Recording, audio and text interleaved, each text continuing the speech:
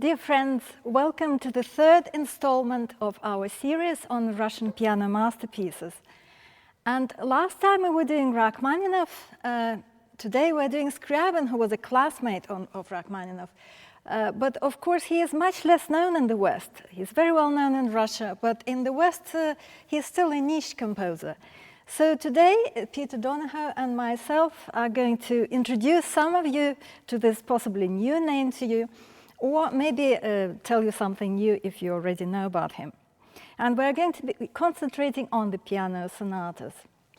So, as you can see, I'm going to use various pictures here. And most of them will come from Mikhailos Konstantinos Cherlonis, a symbolist artist whom Scriabin himself admired. So he went to the exhibition and admired these paintings. So we know that he felt somehow close to this artist. And this is why I included some of them in my presentation. So Scriabin. There is one reason, perhaps, why in the West people are not so familiar with Scriabin, because there is an obstacle between us and Scriabin, and that is his philosophy. So I thought I would do 5 minutes on philosophy, just to get it out of the way, and let's see how I can manage this. So the problem with Scriabin's philosophy, that it's basically a kind of mysticism, and that Scriabin himself believed that his music was related to this mysticism. He didn't have a philosophical system. His library wasn't very big. He wasn't a scholar. He was reading this book and that book, and he was talking to people who was giving him various ideas, and he was absorbing these ideas. He never tried to create a coherent philosophical system, and that's the whole problem. So here I put on the screen, on the slide for you, some of the sources of his philosophy. Very important in this scheme is the Russian symbolist poetry. And some of the Russian symbolist poets he actually knew personally, such as Baltrushaitis, Balmont, and Vyacheslav Ivanov. They were part of his circle. And they believed that the world, the visible world around us, is just a world of symbols, of shadows. And the real world, the realer world than the real world, is the other world. Yeah, so let's start from that. A lot of ideas they borrowed from German philosophers of the 19th century, for example, Schopenhauer, who believed that music was the most important of the arts. Yeah, music was metaphysical, it represented the flow of life.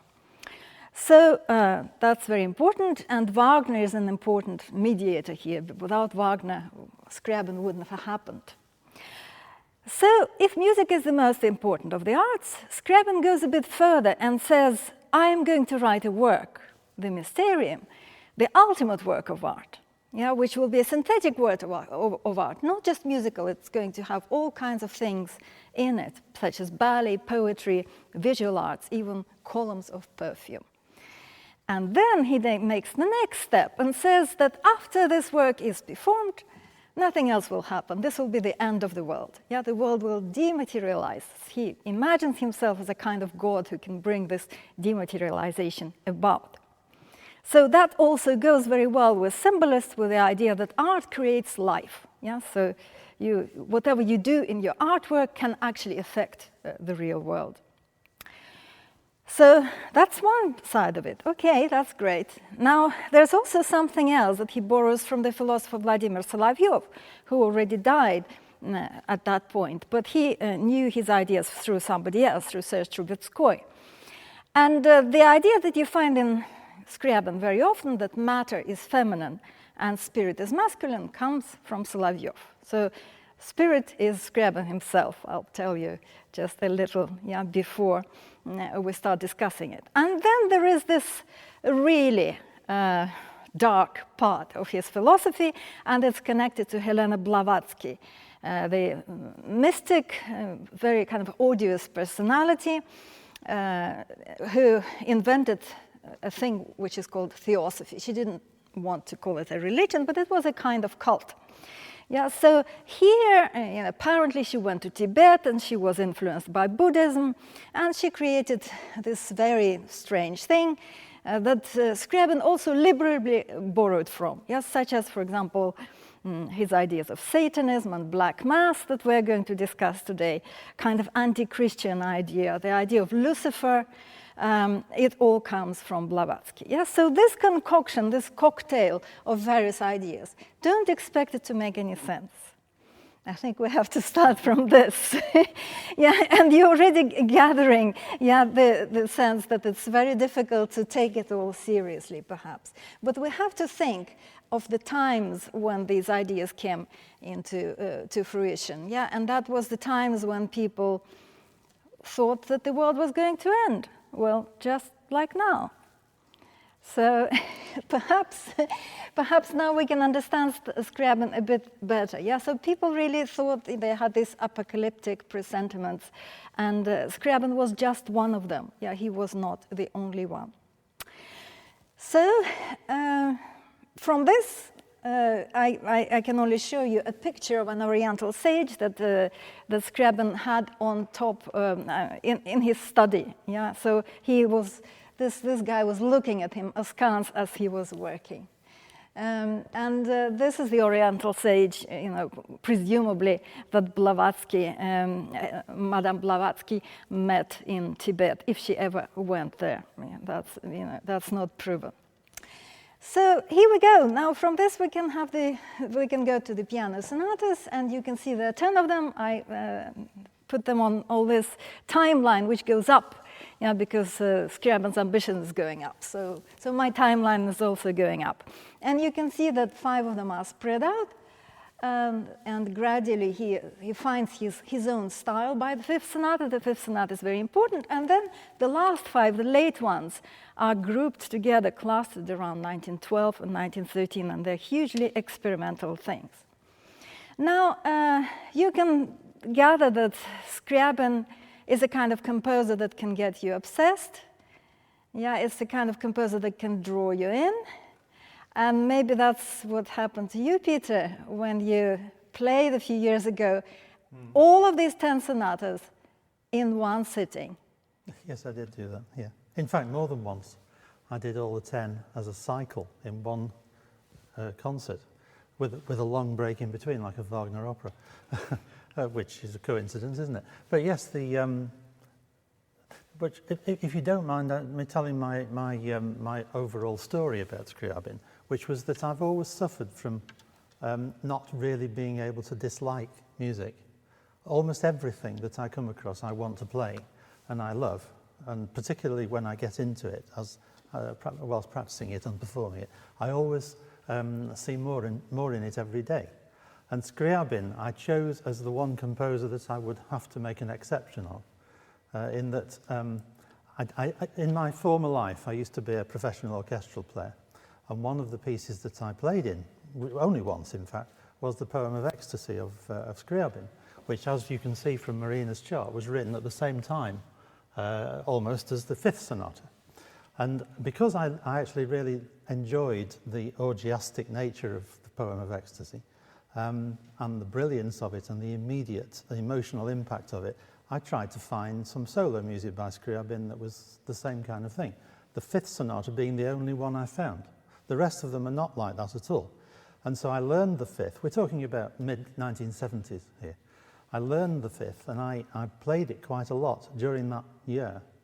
And then, because I couldn't find anything else, I kind of lost interest in the composer as a whole. It was almost like he was shunning me, or I was shunning him. And then I did my thing in Russia, which was quite a lot, starting in the early 80s.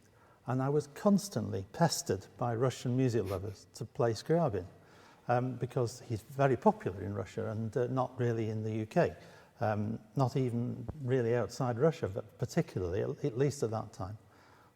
And I gave way. Around about 15 years ago, I gave way and decided I would really explore Scriabin properly. And it got under my skin, as Marian just said. It's very similar to Wagner lovers. You find that you can't stop thinking about it, and it really seriously gets to you and becomes obsessive. And because I was learning all his sonata cycle at once, massive amounts of learning time and practicing of the same composer went on for months and months. And I was told by my wife that every time I came down from my piano room, I'd change my personality. And I needed about 2 hours to get over it. And I suspect that conductors who study Wagner probably feel much the same. And as Marina said, I did indeed play, I think it was in 2012 or so, I did at least 2, maybe 3 complete cycles of all the sonatas in a single concert. And it was absolutely like I'd transformed myself into somebody else by the end of it. And I needed to come down in a way that never really happened with any other composer. Very difficult for me to put Scriabin's music in the same program as any other composer, although I've done it. But it is very difficult to put him side by side with someone else. He is unique, particularly in his later music. And as Marina said, yes, I went through this phase. And I needed, just as an aside, I needed something as an antidote to try and bring me back to the world that I'd known of music before Scriabin. And I chose Mozart. And it is actually the reason that I suddenly got into Mozart in a way that I'd never really done before. And he's dominated everything I've done since. So that's thanks to Scriabin. A very strange pair of bedfellows, really, but that really did happen. And it's the honest truth.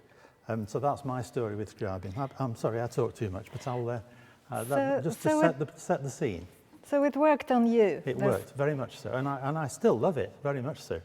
But Mozart was a great antidote. Mm-hmm. So, okay, let's have a look at various striking features of Scriabin's style. So the first thing that you can see is these really extravagant directions. They're not just tempo directions, but the directions of expression. And he starts with Italian ones, but the ones that nobody else uses, like quasi niente, which means like nothing, so quietly 4p, That's in the first sonata, with fantastical inebriation. That's still, I think that's one of the last Italian ones. And then from the sixth sonata onwards, that cluster of the last 5 sonatas, he switches to French. I think he knew French better, so he could let himself go quite a bit more. Horror surges up, mixed up with the delirious dance, music, panting, and so on. And it goes, it tells you what to do, isn't it? Absolutely. I mean, do you follow them? What? If you can, yes. It reminds me very much of Messiaen. Whose indications are also usually in French, although not always, and very much sometimes difficult to interpret quite what he's getting at. But that's because he doesn't quite know how to put it into words. I think that's the truth. So it becomes ever more extravagant what he's actually trying to say. Well, Messiaen, of course, was influenced by Scriabin greatly. So. Yes. So. And they were both. They had both got synesthesia. Synesthesia, yes. They saw colors. When they heard particular keys. We're going to come back to that in a moment. Okay. Then the next thing: extravagant key signatures. I'm sorry, Maria. I'm sorry to interrupt, but could I give you a wonderful example from Sonata Number 9 of one of these indications? Because it just strikes me, as we're going to hear number 9, just strikes me as rather an important one. It's in French, and my French is terrible, but I'll read it out in French and then try and translate it. It says, avec une douceur de plus en plus caressante et empoisonnée. Empoisonnée, I think that's how you say that word. And it means with a sweetness that gets more and more caressing and poisonous. Which actually sums up Sonata Number 9. So you'll be looking forward to it now. But it's the most extraordinary thing. What do you actually do whilst you're playing it to conjure that image up? Well, I think I know what to do, but I can't put it into words. Well, he's already put it into words. Well, yes. So the key signatures, I think it takes that idea from Liszt. Liszt uses quite a lot of sharps. If you write extraordinary music about the other world, about transcendence, you have to have 6 sharps. That's his favorite key, by the way. That's the key which he associated with the color of my background in my presentation. And possibly of my dress, one of these colors, So I wanted to be in F sharp major today. That applies to Messiaen too, doesn't it? His favourite key was F sharp major. Yeah, so, you know, before Scriabin goes into lack of keys, which starts from the sixth sonata, so F sharp major is the absolute kind of ecstatic, transcendent keys. Then there are these polyrhythms, these absolutely crazy things that he writes, which means that one beat, in one hand you play 5 notes in the time of 9 notes in the other hand. And then it changes into 6 against 9, but some of them are missing. And it can go into even more complicated things, which suggests to me that he wanted it to all be very flowing. Very much so. Because I can't imagine himself counting these things. Well, that's a very big subject as to how much a composer is able to do the things that they're writing themselves. And therefore how much one should emulate their lack of ability to do it. And it's a very deep subject that was brought on by the recording era, of course, because composers before the recording era couldn't leave behind any record of their inability to play their own music. But those who recorded things in the 20th century of their own were limited by their own performing skills, of course. It doesn't mean that one shouldn't do exactly what they wrote. That's always been very central to the way I approach everything. And not to take too much notice of what they actually did. And Scriabin, of course, he himself admitted to faking quite a lot. And, at one point he says, "I've finally learned the fourth sonata. Now I'm going to play it properly."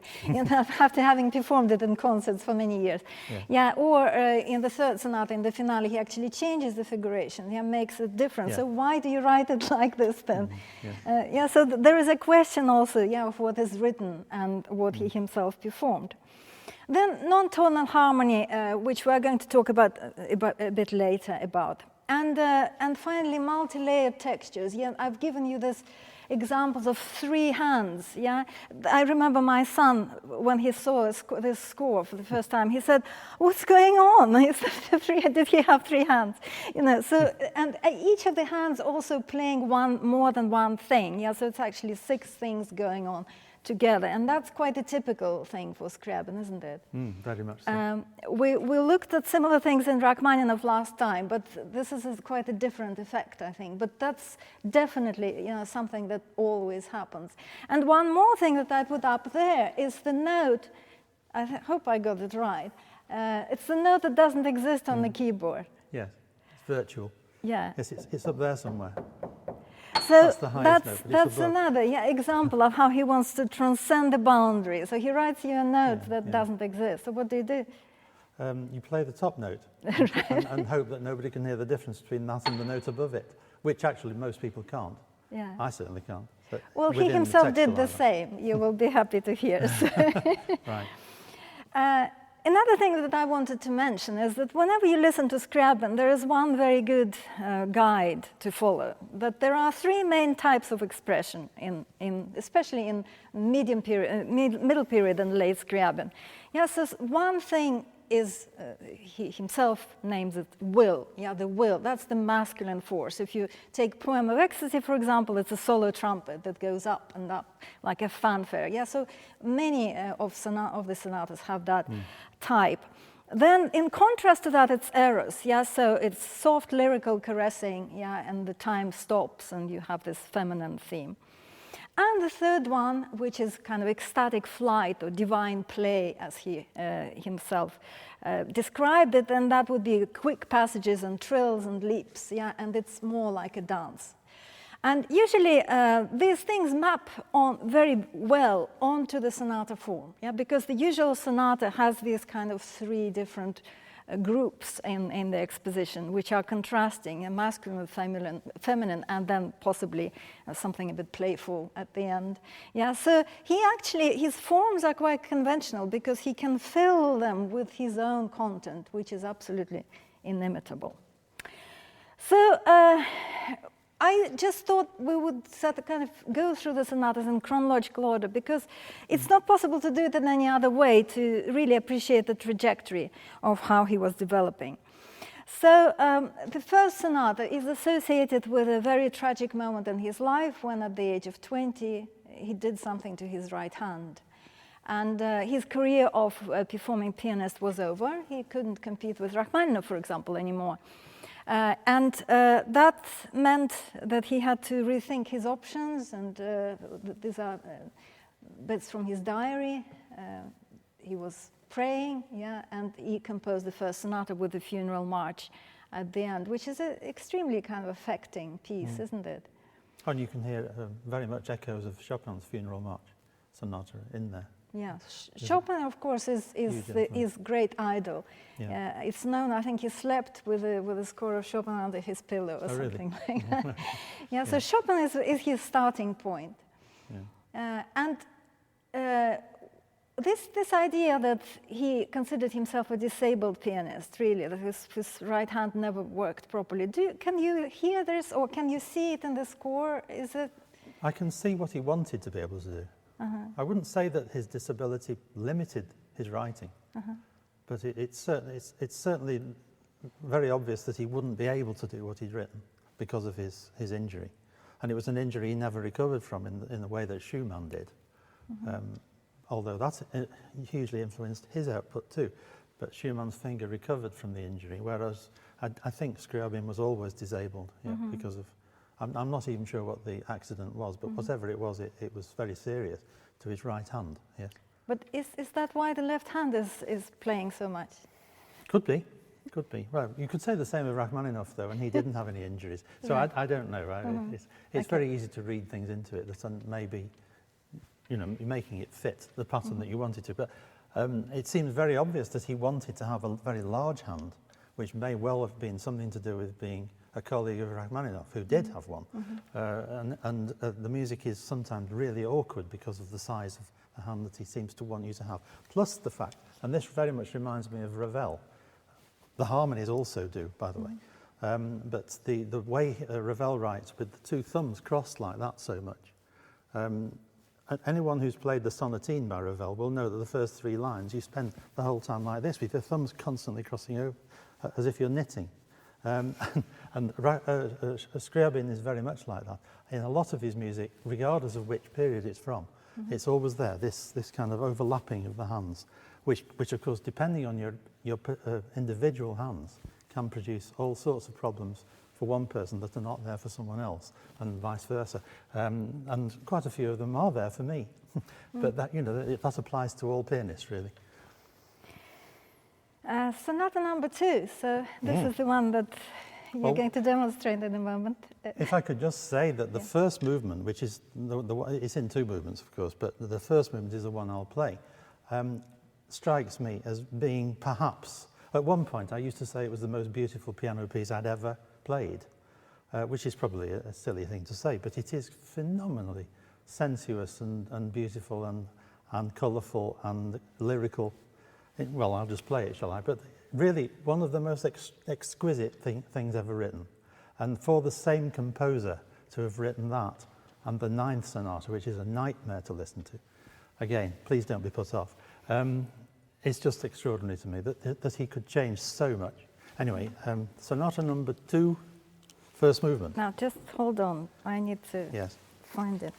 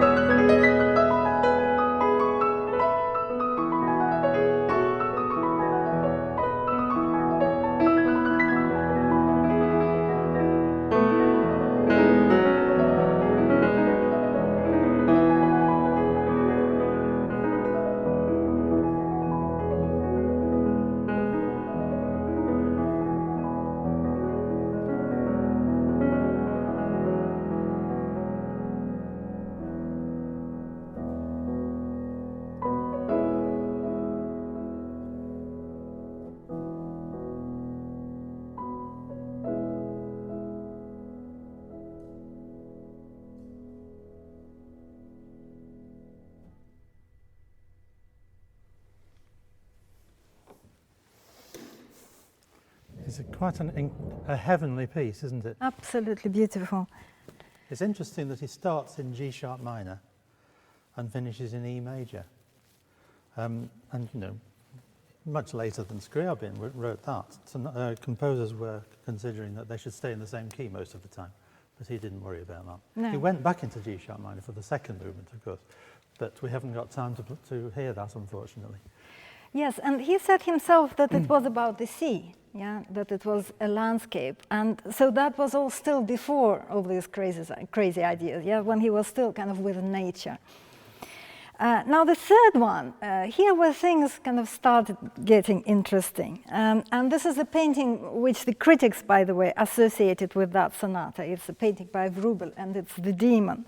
Yeah, so the sonata was heard as being some demonic, yeah, kind of almost melodramatically, dramatic to the point of being melodramatic.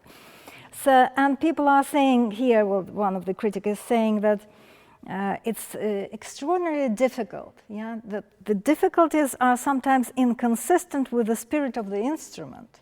I don't know whether you would agree with that. Not as much as number 4, but yes, it is basically true. And disproportionate for the effect they produce, yeah, that it's too hard for the effect that you get from it.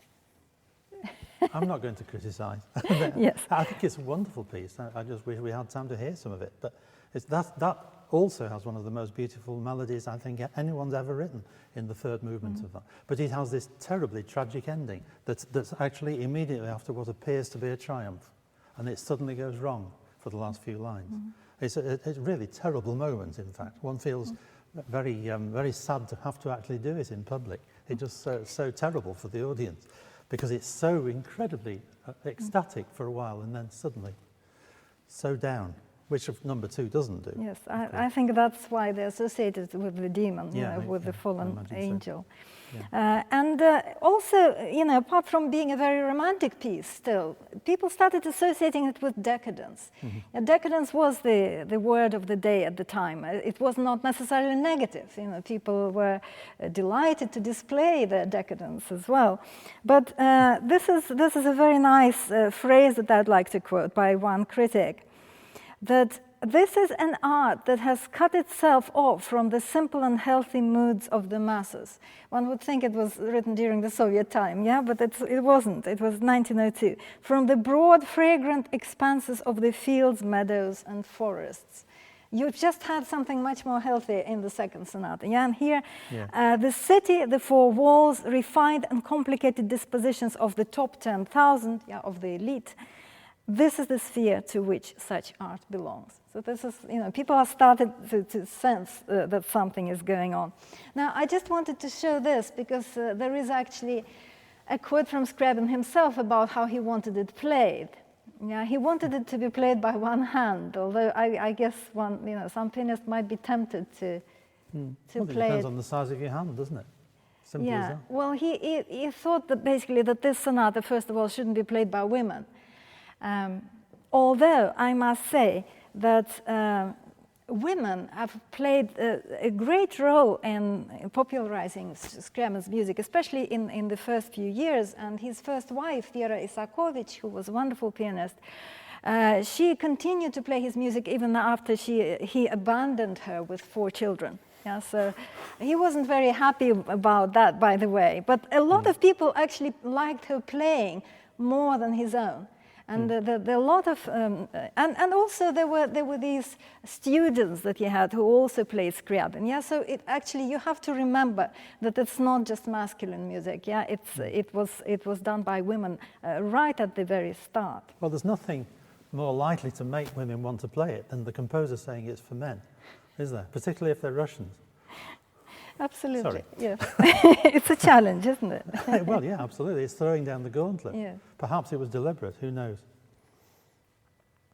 So I just wanted you to hear a little bit of Scriabin himself playing a bit of the third sonata. And this is very imperfect It's not as good as Rachmaninoff's piano rolls. The technology for him wasn't so good. So there are lots of things that didn't get recorded. They're like his pedal, for example. Everyone was saying, look at his feet. You know, he was doing these magical things with the pedal. That is not recorded, and we're also quite not ever sure, you know, what tempo it should go at. And the touch, of course, a lot of things are lost in this roll. But what is so striking and weird about it, what he does with the tempo, what he does with kind of how he plays it in this improvisatory way, and basically it has almost no relation to what is written, isn't it? And yet writes in a very detailed way. Yeah. Yeah, he writes exactly. He's extremely precise about how he notates things, and then he plays them in a completely different way. So let's just hear a little bit of that.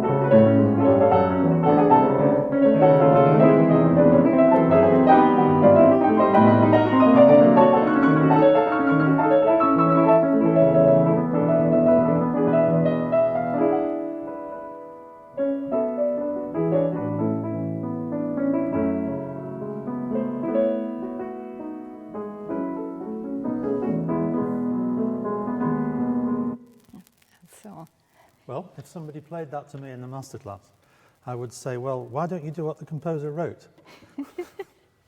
Why don't you play the rhythms that he wrote? Why don't you stick to the tempo he wrote? And so on. It's very often the case. It's the same with Prokofiev. It's not really so much the same with Rachmaninoff because he was such a great performer.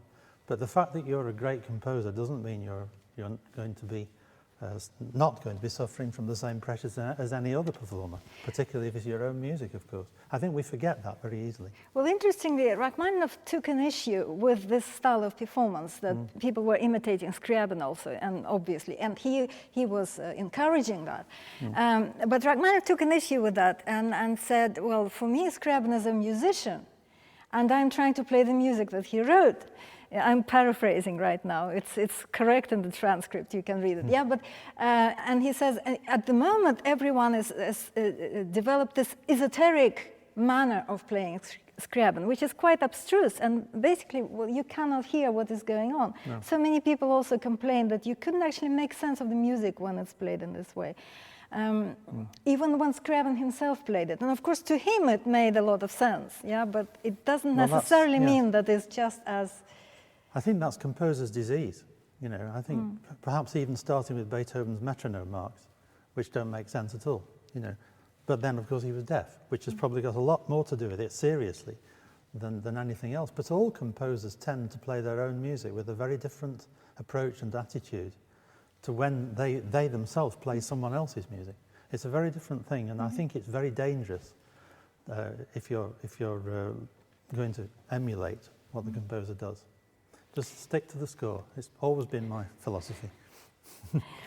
Sonata number 4. So another borderline piece, which some of the conservatives still enjoy. Glazunov says it's original, full of intoxicating beauty. Its ideas are expressed with great clarity and concision. But here, Scriabin already finds some of his very famous images, like this flight to the sun. This is how he described the finale. Flight at the speed of light, straight towards the sun, into the sun. Yeah, so it's already beginning. And that's right at the point, 1903, when he starts getting into these philosophies and starting to think about his mysterium. Yeah, so this is the beginning of the new Scriabin. There's a funny anecdote about him living in Switzerland and talking to fishermen, preaching to fishermen on the Lake Geneva, and telling them about socialism. Yeah, so he was a socialist at that point. So at that point, that was his ideal that he was kind of wanted to fly towards. Could I just mention that number 4 in particular, but there are many examples in the piano concerto and in the études as well as the other sonatas, of what appear to me to be the forerunners of jazz. And I mean seriously that I don't know whether the jazz composers of the early 20th century knew of Scriabin. I'm sure some of them did. But there's certainly no question that the jazz harmonies that he used in his middle period in particular are very, very similar to what you'd hear from American jazz in particular. And in the second movement of the fourth, also the rhythms. I mean, it almost sounds like I'm being frivolous, but I'm not. It sounds like Oscar Peterson. It's quite extraordinary. And you know, several decades before that style appears to have become very popular. Just amazing. It's kind of influenced without them even knowing that it was there. It's one of the most fascinating sides of Scriabin that I can think of, because there's a lot of jazz again in Messiaen, a lot of jazz chords that seem to have stemmed from the same source. Of course, yes, Ravel. All the French composers really, but certainly Ravel more than any, I suppose, yeah. And the French influence on Russia and the Russian influence on France was huge in both directions around that time, in all arts, I think, yeah. Peter, I was wondering if you could play that little etude, because it comes from the same year as the fourth sonata, and it has this interesting thing about it, that it starts with very strange harmonies, but then it resolves them into something which is quite nice. It's almost like salon music. Yes, yeah? Yes, it's a very intriguing piece, because I think it's the closest that I can think of to Scriabin having a sense of humour, which isn't very close. Not much of that, yes. But there is something remarkably, appealing about it in a sort of slightly jokey way. But at the same time, although it, of course, predates it, it reminds me very much of that strange music that in the 1950s, a lot of horror movies from Hollywood used to have, that was usually played on an instrument called a theremin, which anticipated the onde martenot, which, of course, again is a Messiaen, very much a part of Messiaen style. I've talked for longer than the piece lasts, actually, so I'll just play it.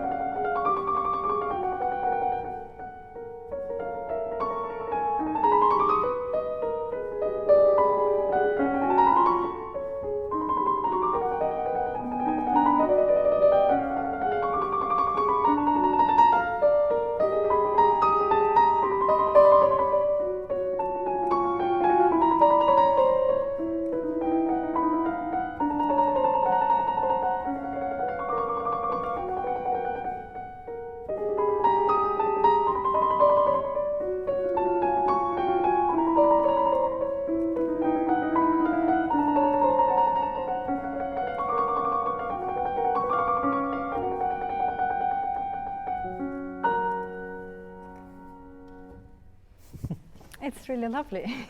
Yes, it is. Absolutely, it's absolutely unique as well.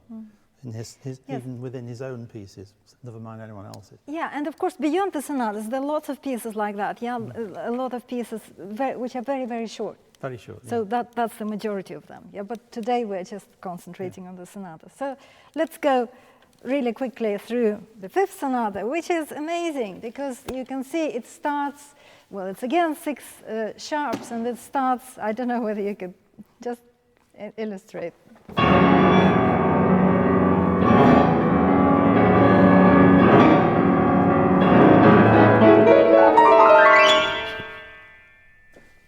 And there is then a very long silence, followed by incredibly beautiful music that develops into something utterly wild and ecstatic.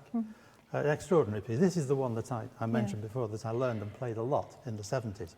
Yeah, so it's connected to the poem of ecstasy, as you already said, and it shares the literary text with it. Yeah, it has as an epigraph part of the poem that he wrote himself as a program for the poem of ecstasy. I very much recommend that you follow the link in the transcript and read the whole thing, because it's the craziest thing imaginable. if I put some of the lines here, basically he is imagining himself at this point already this kind of divine spirit, creative spirit, and he's making love to the universe.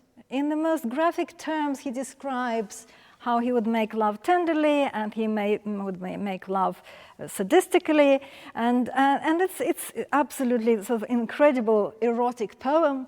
I think it has a lot to do with the fact that then he found his muse, Tatiana Schlözer, who was absolutely adoring him as a genius, was telling him that he was a genius every single moment of the day, and he believed her. And this is, I think, the root, the cause of all this craziness that comes later, because this is what he said, for example, about his poem. Yeah, I have just committed to paper a monologue of fantastic beauty. Yeah, so he thinks that he is an amazing poet as well. Now read that, and you might disagree. The fifth sonata also has this very famous ending, which is probably even more striking than the beginning, yeah, because it doesn't end in any key at all.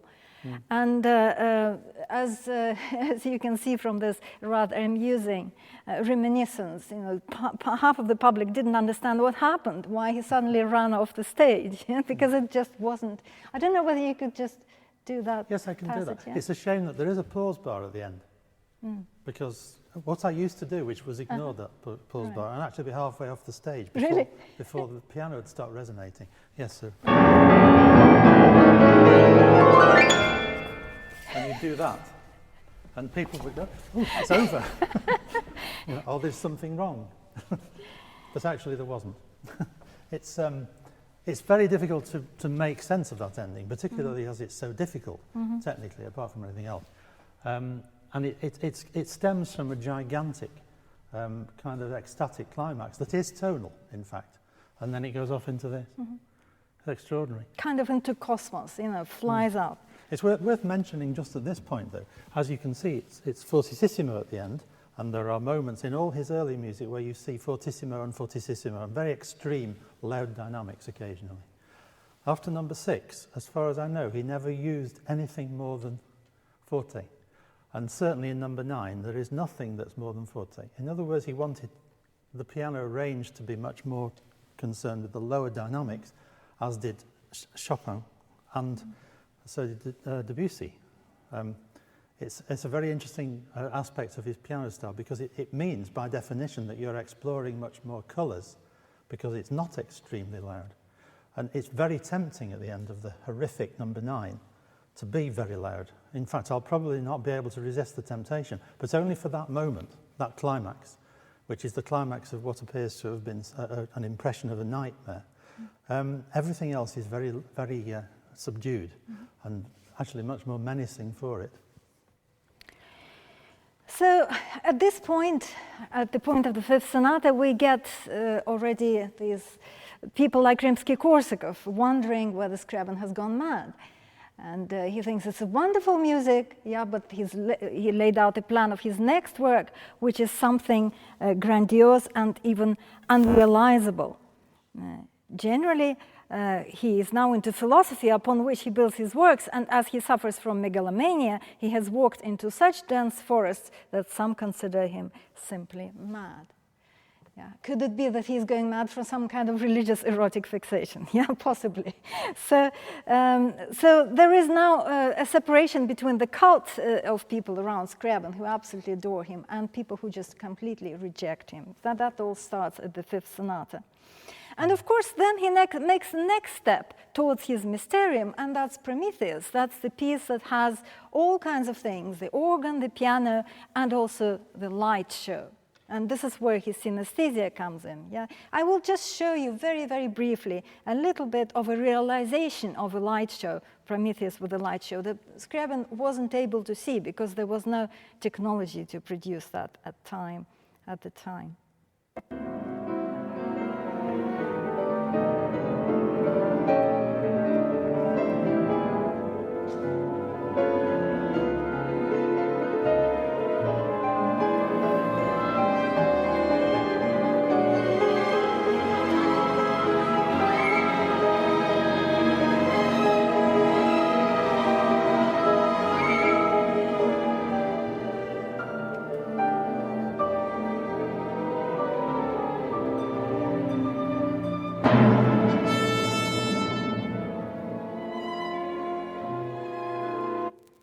wanted you to see how it goes from blue to red, yes? At that time, they would have used limelight, yes?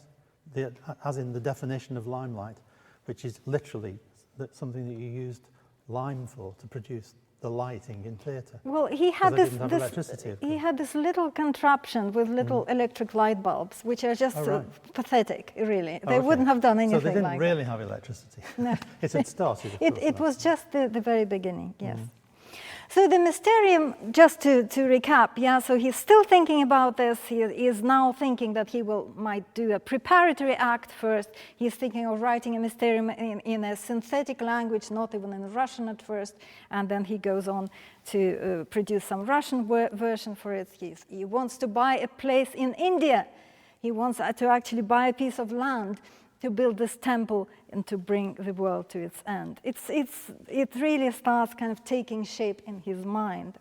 And the seventh sonata, which comes after the fifth, I haven't made a mistake, yeah, the seventh is a kind of pre-Mysterium piece. So if you want to kind of think of what he wanted to achieve harmonically, this is what starts to happen. So the big climax, the end of the world, yeah, is the famous what is it, 25-note chord? Yeah. That's that chord. Yeah. And after that, it suddenly dissipates. Yeah. And of course, that's very jazzy, actually. If you take it away from its context, it's a jazz chord. Yeah, absolutely. So even the symbolist poet Andrei Belый started mocking him a little bit. Yeah, so saying, describing him in this amusing way, how when he said his little finger touched the can't mode, the middle finger latched onto the theme of culture, and then suddenly, allez hop, the index finger leapt over several keys to land on the Blavatsky note. Yeah, so even the symbolists already, it's getting a bit too much for them. Sonata number 6 is very different, it's very dark. Yeah, so I don't know whether you could just play the very first chord. It's frightening.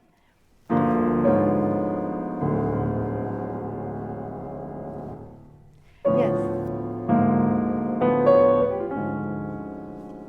And Scriabin was talking about the dark forces here. He was even scared of this sonata himself and never actually played it.